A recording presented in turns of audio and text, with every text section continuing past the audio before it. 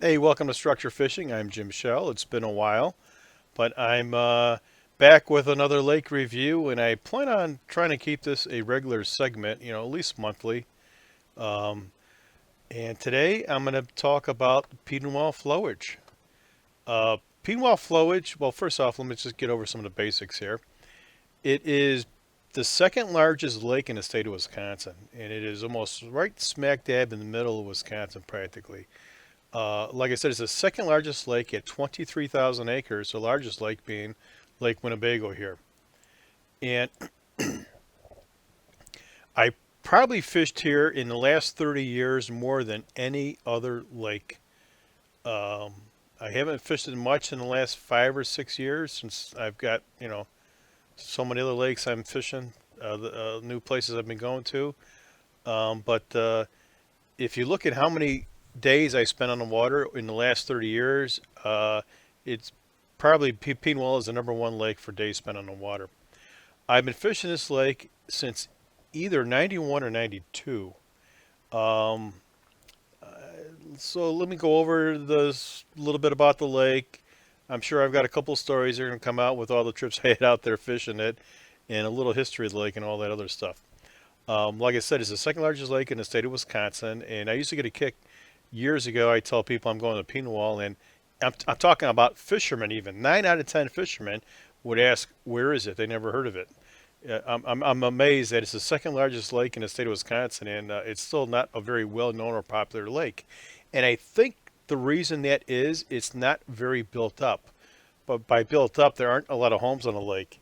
And I was told by some locals many years ago when I was fishing it um, that the reason being is when they built the reservoir in, I think it was the late 40s, I want to say it was 1948.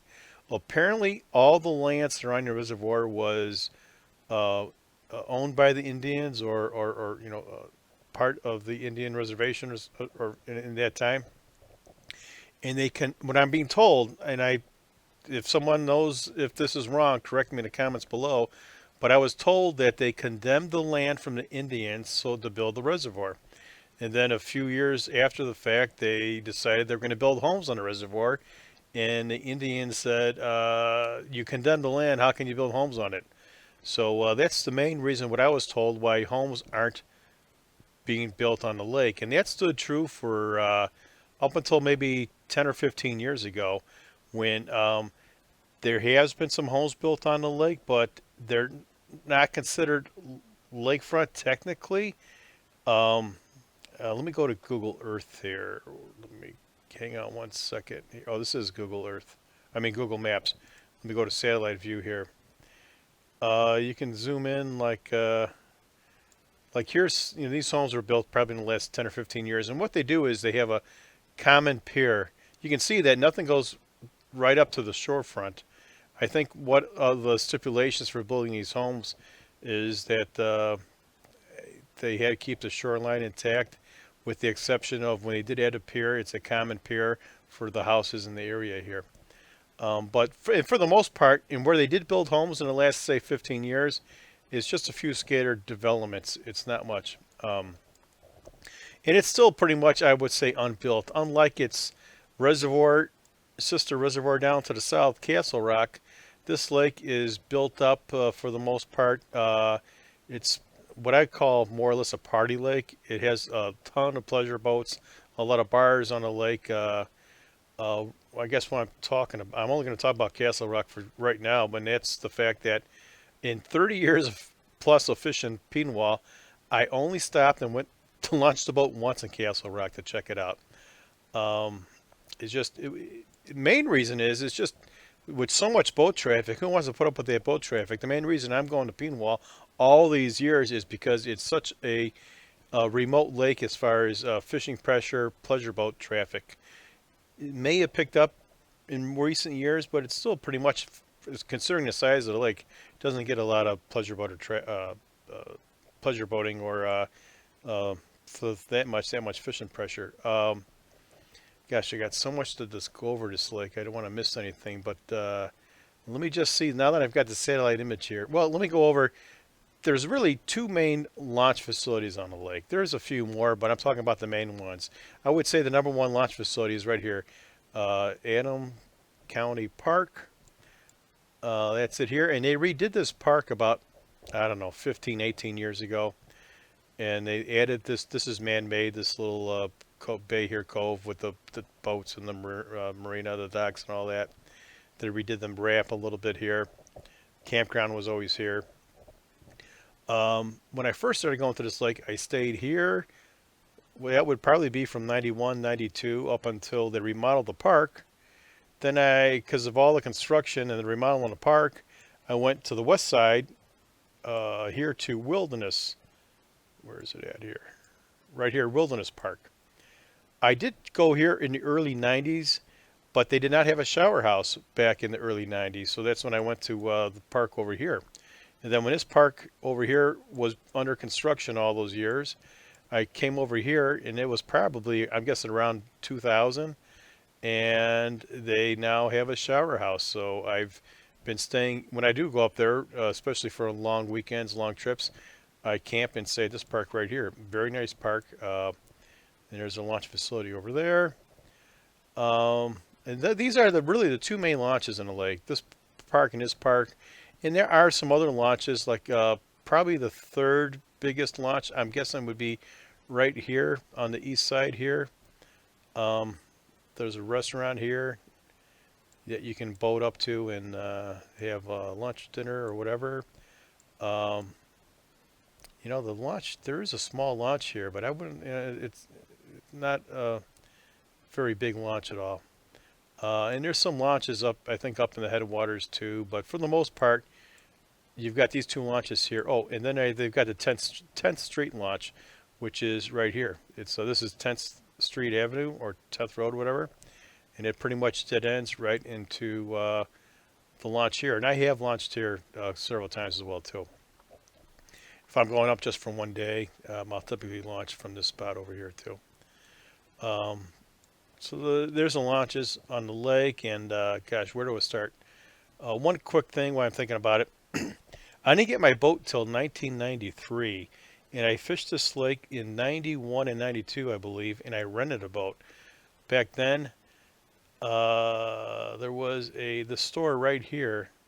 It's probably changed hands a couple times, but back in the early 90s, when this guy would rent you a boat, he would actually had it on a trailer and would tow, the little 14-foot rental boat to the county park, and he'd launch it.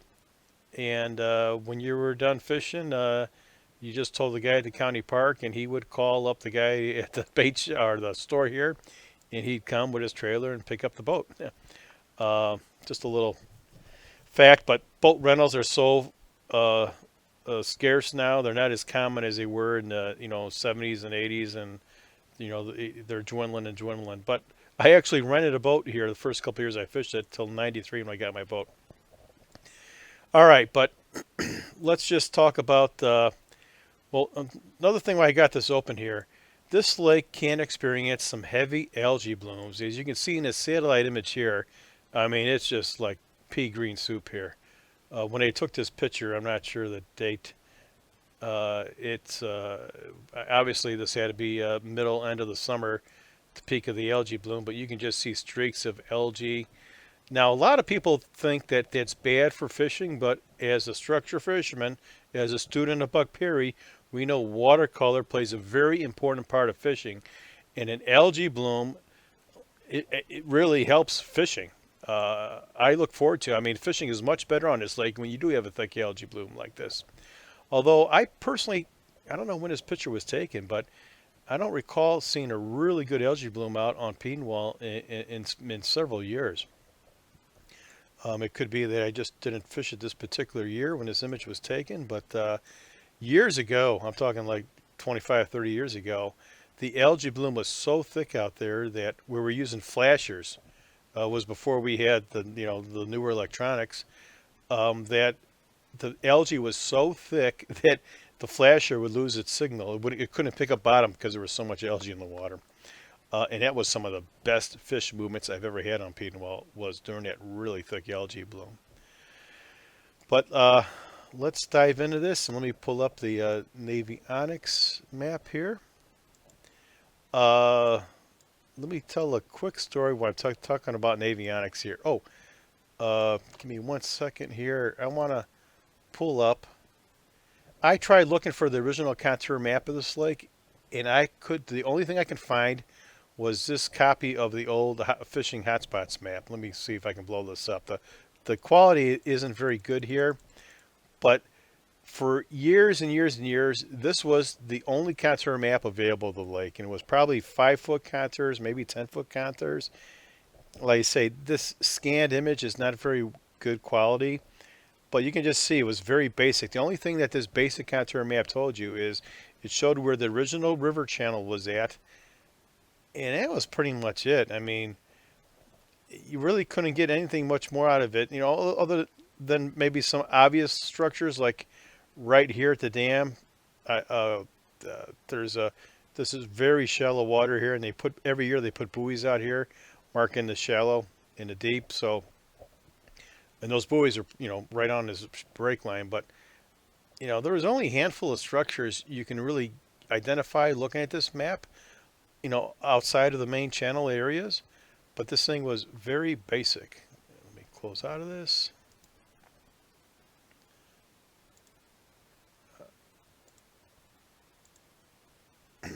All right, so I'm jumping around in my stories here. Why I'm just thinking about it here. So, well, let me talk about the structures here, I guess. Now, Navionics probably, I'm guessing in the early 2000s, came out with a high definition map of this. And after I talk about the structures here, I'm going to tell you a little funny story about this, how I found out that there was high definition map on this lake. But with this high definition map, if you're a structure fisherman, you understand structure, breaks and break lines. I mean, you can look at this map and you can find out, the good areas or the high percentage structures. Which reminds me of another thing. This lake is so big. Now, although I fished it for 30 years or so, I obviously haven't fished every single break line or every area out here. But I will say one thing, though. As Buck says, a fish can be caught anywhere, anytime, any place by anyone. And that's true out here in Petenwell. You can catch straggler fish pretty much on any structure or any part of the lake. But sometimes I do go out there straggler fishing when it's under tough conditions, but for the most part, I'm focusing my efforts on where I've got the best chance to catch fish, which is going to be productive structure. But that's not to say that you can catch walleyes on, non-productive or straggler type of areas, and I'm going to explain that in a minute here. But looking at this map here, well, first off, this reservoir is, like I said, being the second largest lake in Wisconsin, it is pretty big here. Let me put a ruler on here, and this lake is from the dam, come on, to the headwaters is roughly 12.5 miles, and the average width of this thing, mid-lake, is about 2.5 miles, and down here by the dam, it's even wider than that. I mean, you're looking at almost 4 miles, 3.5 miles width of the dam here. So it's a big body of water. But don't let this big body of water intimidate you. Once you understand Buck's material, what Buck has taught us about fish movements and structure, this thing is a piece of cake to work, really. Now, as we know, Buck always says the home of the fish is deep water. And in a reservoir, we know that's going to be the main channel. So when I'm fishing the upper 2/3 of the reservoir here, I'm focusing on his main channel. If I'm fishing all this there, I'm fishing all these breaks and break lines right on the main channel. The only thing that's going to change are the depths. When you're up at the headwaters here, let's just zoom in and take a look at this and show you. Now, you may look at this map and think, oh, Mike, there's a lot of structure going on here, but this is all flat. I mean, you look at this. It's 6 foot, 5 foot, 4 foot, 5 foot. This is just, if you really spend time and look at this, it's just a flat you have here. And being a reservoir, when you're up in the headwaters, uh, like for here, most of the flats outside the channel up here is about 5 or 6 feet. Go down a little bit. Let's look at it here. We're already about 8, 9 feet are the flats. And these flats are going to gradually get deeper and deeper as you get closer to the dam. Let's just check over here. We're about 12 foot. Most of this is 12 foot, 12, 13 foot flats. And it's gradually going to get deeper and deeper as you get closer to the dam. Here, we already jumped about, most of this is all 19-foot flats here now. And we're only halfway down the lake. By the time you get down to the lower quarter of the lake, all the flats here are, look at 31, 32 foot. So it's a flatland reservoir, if we didn't make that clear already. So once again, we are concentrating on the original main channel. So if I'm fishing this lake, well, let me back up. The primary species in Petenwell is walleyes, walleyes, and walleyes.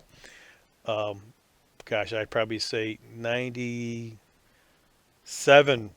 of everything I catch out there is walleye.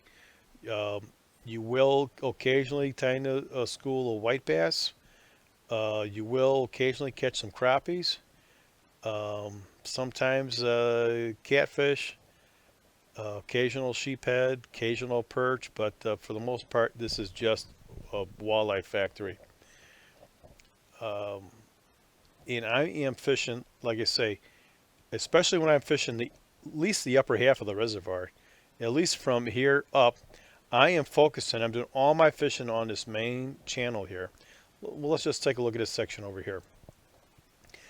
Now you got to think every time you have a bend in the channel here, in the original channel before they flooded it, you're always going to have your deepest water on the outside of a bend like this, and it's going to be a sharper break and deeper water on the outside of a bend, and it's going to be more gradual, flatter on the inside of the bend. As you can see, this it illustrates that perfectly here. It's sharper and deeper on the outside, and it's more gradual, sloping on the inside. So I want to concentrate my efforts on where I've got an outside bend of the original channel.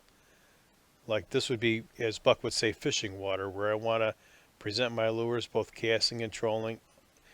And I would concentrate on these outside bends. And here this looks like it's a sharper break here. I would concentrate on that too. You get an outside bend, I would concentrate on that too. You can see the inside bend is just doesn't break as sharp.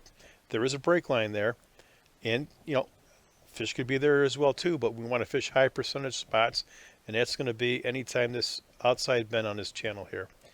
We come around, we're gonna fish this outside bend over here, back over here, and you got an outside bend here with like a side feeder cut or side channel that came in at one time. This area here, really good and productive. This isn't an outside bend, but according to Navionics, it looks like it breaks pretty sharp. I would fish that. Let me say one thing. When I talk about Navionics, Navionics did a very good job when they mapped this. No map is going to be 100% perfect, but this map that Navionics did is pretty much on the money. It's fairly accurate, or it's going to put you in the right areas when you're interpreting this map as far as structures go. So when I'm fishing the upper 2/3 of this lake, I'm going to spend most of my time fishing where this channel made the outside bend like this. Once again, it's going to be sharper, steeper. And I fished all this along here. I've caught walleyes as well as other species up here. I guess I'll say another thing. It's more common to catch other species when you're fishing the upper end of this reservoir here. I would probably say 80-90% of the catch in these areas, upper third of the reservoir, will be walleyes, but it's more common to tie into some white bass here and some crappies and some perch as well. I don't know if I made this clear yet. We talked about migratory fish. Walleyes and white bass are migratory, which means that in the spring they will make a run up towards the headwaters of a reservoir and for their spawning and just migration run. And then as the spring and summer progresses, they gradually work their way down the reservoir. Not all the fish go up to the headwaters and spawn and make runs like that. You've got a couple different, types of fish. You fish that will migrate up there, and then you got some fish that will just spawn on in the lake itself. Mid lake structures, or maybe even down here. But for the most part, you would expect most of the walleyes to make that run up. So if I'm fishing this lake in the spring, I want to be focusing most of my efforts on the northern end of the reservoir. And then as summer progresses, I'm going to work my way down. Now, I primarily fished this reservoir for the last 30 years in a summer pattern, which would be probably mid-June through early September. And most of my trips in those last 30 years majority of them are in July and August, in middle of summer, what most people call the dog days of summer, and that's when the walleye fish, in my opinion, is the best, and that's usually when I go to summer pattern here. Uh, Now, once you get, and you can see here that as you go down the lake, here's the main channel, that you have like side channels, or maybe it was an oxbow channel or side feeder cut. You got stuff over here. Those are worth checking out too. But it's pretty obvious looking at this map where you've got the break lines on this channel and where you want to concentrate your time fishing. I'm not going to go over every single one of these because, uh, you know, its thing is so big. But trust me, you work all these breaks in this channel here. Right. The only thing that's going to change is going to be your depth. Obviously, up here you're fishing the top of that channel break line, which in this particular part of the reservoir looks like it's around 12, 13 feet. So I'll be working the top of that break line, and then as I get down more towards the center of the lake, that's now down here. That's more like 20 feet top of the break line here, 22 feet down into that channel. So depending how comfortable you are working deeper break lines, I would suggest starting out in the upper third of the reservoir. I mean, there'll be walleyes you can catch here pretty much year round in this upper third of the reservoir here too. Um, Now, the only thing that will give this lake a fishing a hard time is going to be snags. Um, I've spent so much time on this lake that I want to say I became a master of getting snags out. Um, and when I'm trolling crankbaits out here, I initially started trolling spoon plugs in most of the areas I was fishing, but because it's a metal lure, once it there's a lot of trees. They did not clear cut this reservoir when they built it. In some areas, it's not too bad. In some areas, it's pretty bad. But where it's really bad with trees, I don't. Why fish it? I can find plenty of productive spots that aren't as bad. But because there's so many snags out of here, that will discourage a lot of people from fishing it. You got to be pretty good with have a good lure retriever, get your lures out. But I switched to a Norman DD22 crankbait. Only reason I say that bait is because at the time it was a pretty inexpensive crankbait. I remember like 25, 30 years ago, you can buy them all day long for $2.99, and they stayed at $2.99, $3 for about 10 years before they started jumping in price. Now I think they're still, as far as crankbaits go, they're still on the lowest price range. But now I think if you go out and buy a DD22, you're looking at I don't know, $8, $9 for a crankbait now. But I like those because they float, or they're buoyant, or if you give slack on it, it'll bounce out. And a lot of times if I do get a snag, I'll drop some line back at the lure, and half the time it pops out. If it doesn't, turn the boat around, go straight back at the lure, and once you get directly above it, or actually just above and just past it a little bit, um, probably 4 out of 5 times they're going to pop right out at you. Um, and if it doesn't, then you're going to have to get a lure retriever down there and work it to get it out. But that's the only big pain in the butt of fishing this lake are the snags and with all the trees they have out there.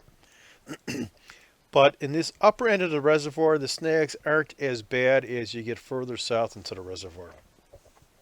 But let me go over some of the areas I like to fish and talk about those. Once again, um, let me see here. Where's the county parks? Oh, about down here. Because when I'm saying Wilderness Park right over here, I mean, I'll go out and I spend a lot of time fishing this stuff over here, up until about here. Um, and I would say if you go out there for the first time, don't feel like you got to fish the whole entire lake. Stay in one section of the lake and just work it. I guarantee you there are walleyes in this section of the lake year round. It's just, and the depths are pretty much reachable.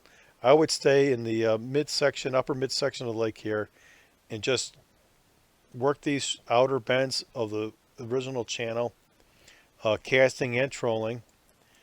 Like I said, when you go more towards the end, that channel, the break line channel is going to be deep. It may be too deep for you to present your lures. There are a few exceptions. Well, let me just show you some of the major structures down here at the southern third of the dam, of the reservoir here. As you can see here, this break line on the west shore here, pretty much this entire west shore is very, very shallow break line. I want to say, for the most part, it's 4 or 5 feet, and then it drops straight down like a cliff. You might find a couple of exceptions where it extends out a little bit deeper before it drops off. But I don't spend too much time fishing these, looking for schools of fish, because it's just too shallow of a drop off. Now, if I'm straggler fishing, it's a slow day, or it's just tough conditions, then I'll straggler fish and fish this stuff. And I've caught limits of walleyes fishing this right over here, but you got to be really on your toes and be a really good troller, because you're either in 3 foot, 4 foot of water, or you're in 25 foot of water.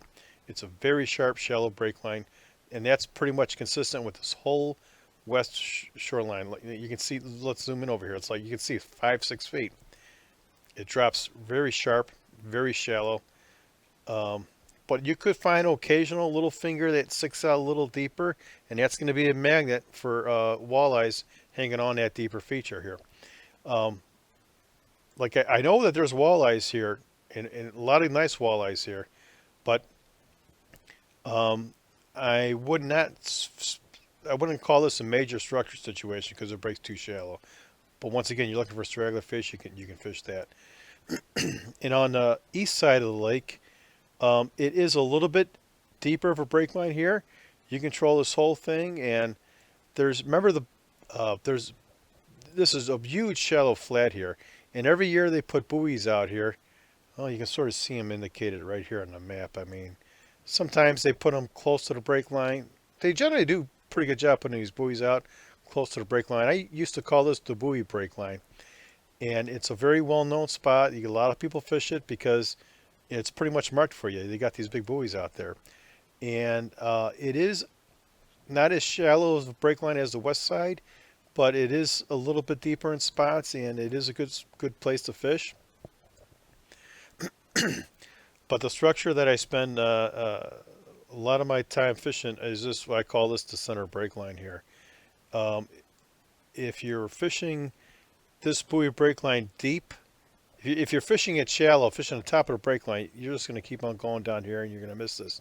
But you fish a little deeper, you're going to catch this. You're going to come out here and fish this thing, and this is like a side feeder channel. And it's the top break line is pretty shallow. It's pretty reachable. It's about 15 to 16 feet on top, and then it breaks down. This is just one of the structures I spend a lot of time out here fishing. The more north you go on this break line, you're going to have a lot more trees. Down here, there's occasional trees. I usually stop my fishing around here because there's just too many trees to deal with, and I've caught plenty of nice walleyes down here and down there.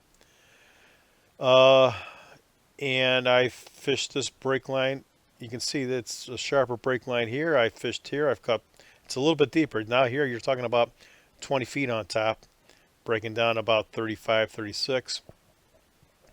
There are some scatter trees here too, but this is another break line I run in the summer, and I fish this pretty good.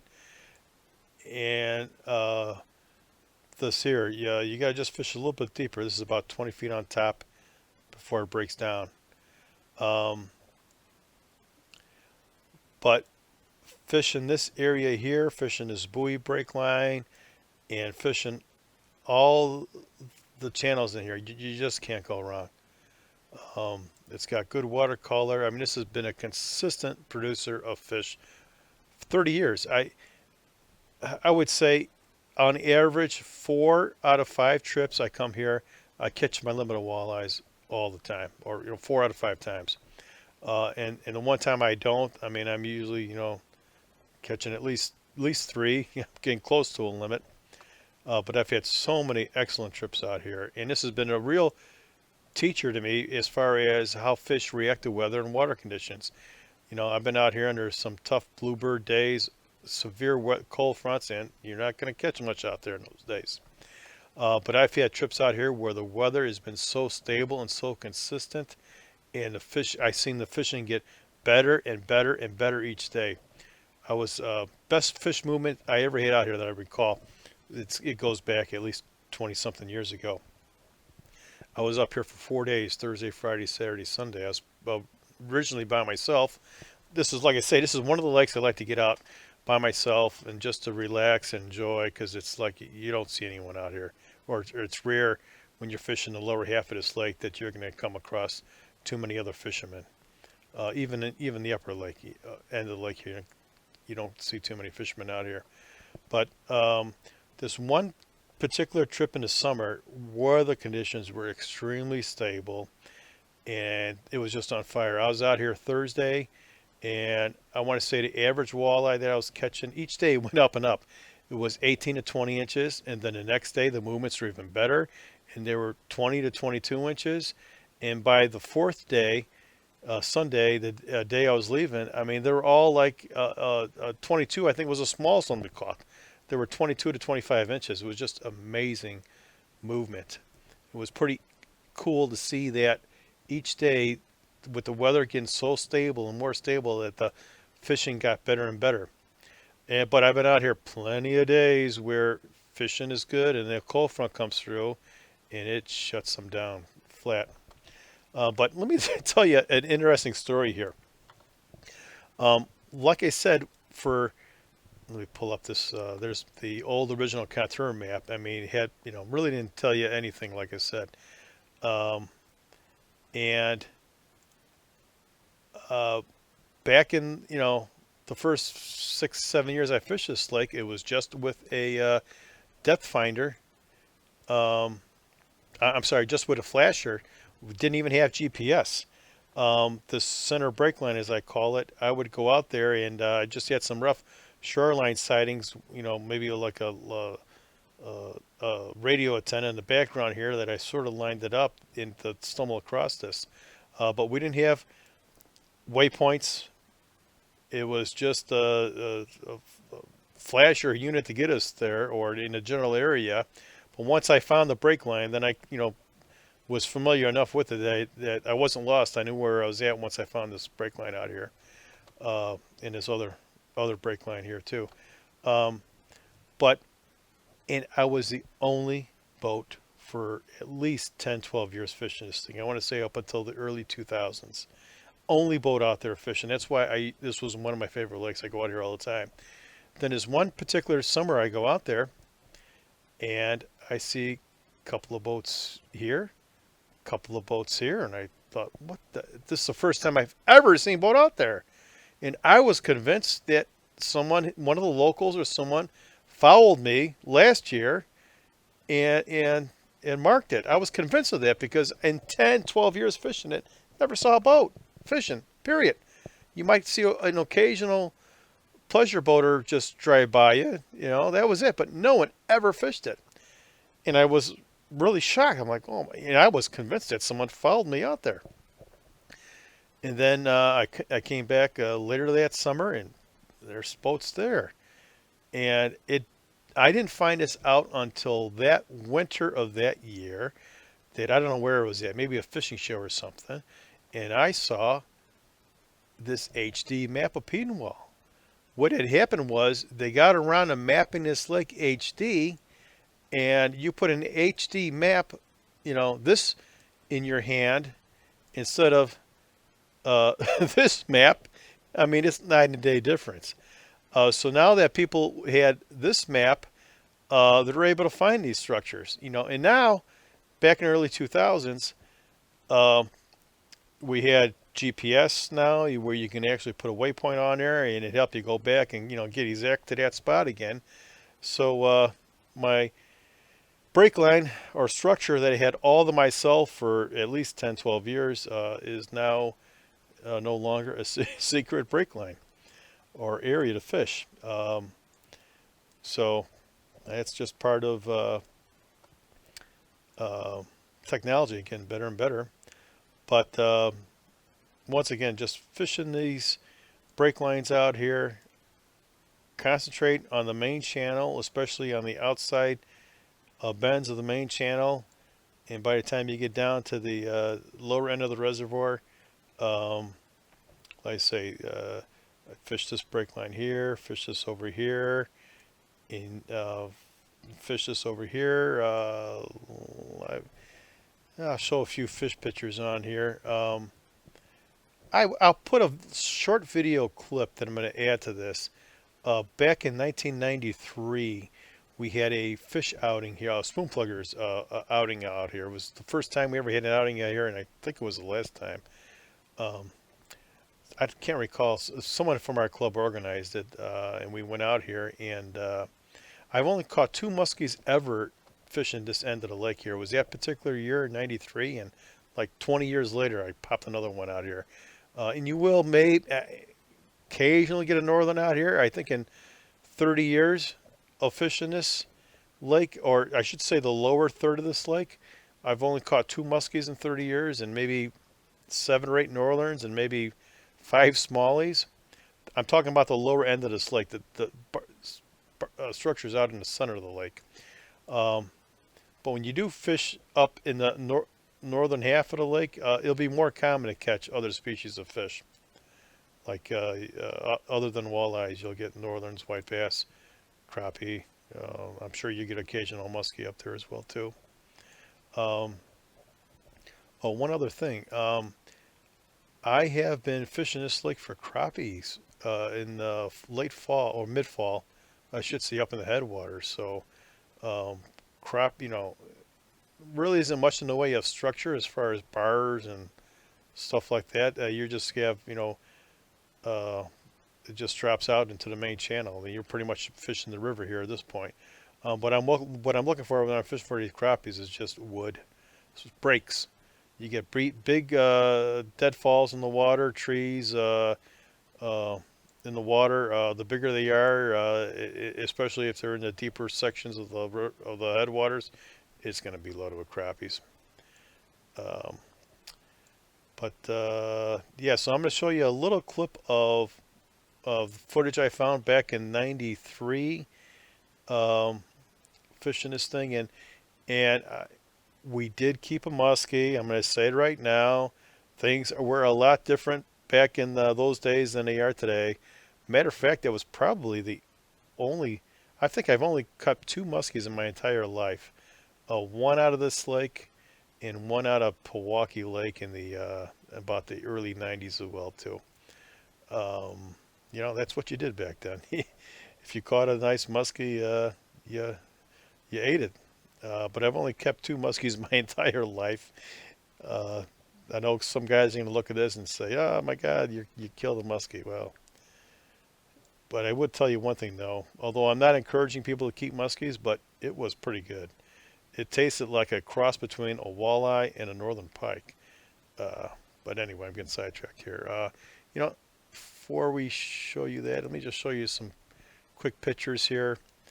Um, oh, and another thing, this reminds me. Well, this was, it doesn't look that big, but trust me, this was a 27 3/4 inch walleye. I remember that because it was a 1/4 inch of being a legal fish, which I never talked about the slot limits here. Back, I'm guessing around early 2000s. Prior to that, to around 2000 and prior, the lake's regulation was 5 fish, 14 inch or 15 inch minimum. Yeah, 5 fish, 15 inch minimum. And then they imposed a slot limit on pretty much the entire Wisconsin river system, where you're able to still keep 5 fish, and you can't between 15 and 20 inches. You cannot keep any between 20 and 28, and one over 28 inches, if you happen to catch one. I have never seen personally a walleye caught over 28 inches out of this lake. I've caught plenty in the upper 20 inch range or mid upper 20 inch, 20, 23, 24, 5, 6. But I've never seen one over 28 or let alone 30 inches, which is a little bit odd. I'm sure that there's some fish that are caught there, but they're not very common out of this reservoir. But you will get a lot of good average size fish out of here. Anyone that wants a bigger fish, 30 incher, for some reason, Lake Wisconsin, which is off the Wisconsin River as well, has bigger fish, in my opinion. Here's a stringer of walleyes. I think this is the first time I took Casey out here fishing for walleyes. We got a nice limit that day. I'm just going to pop up some pictures up here really quick. I'm guessing that this has got to be in the mid-90s, that picture there. Yeah, it's probably late 90s, I don't know, early 2000s.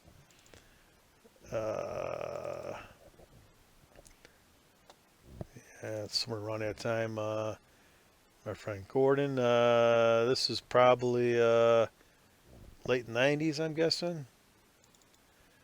Some more fish. I've got a lot of fish pictures, just popping a few up here. This one is, I think, early 2000s, if I'm not mistaken.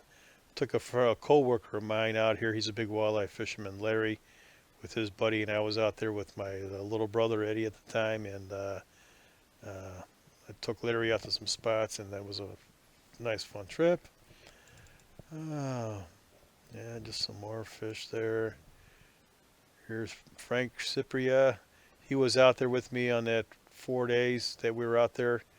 Remember I told you I was out there Thursday? I was by myself initially, and the fish were just moving like crazy.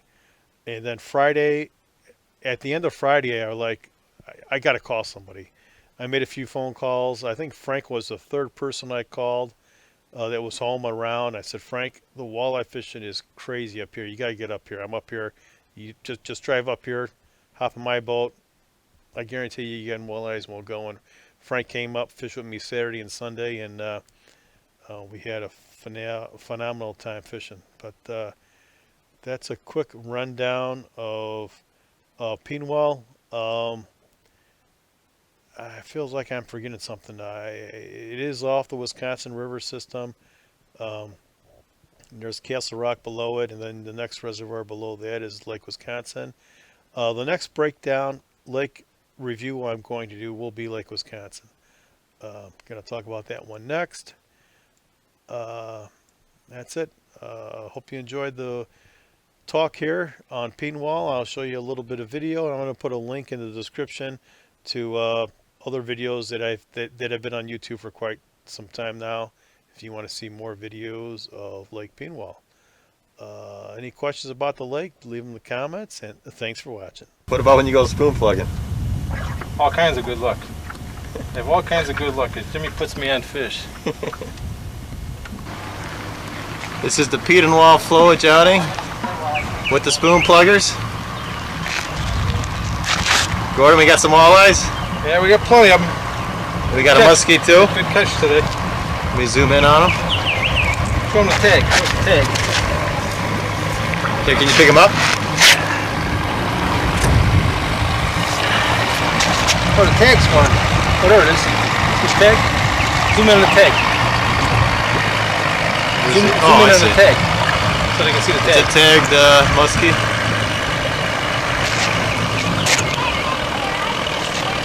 Let's see those northerns on those walleyes. How many walleyes are on that stringer? We got 7 walleyes.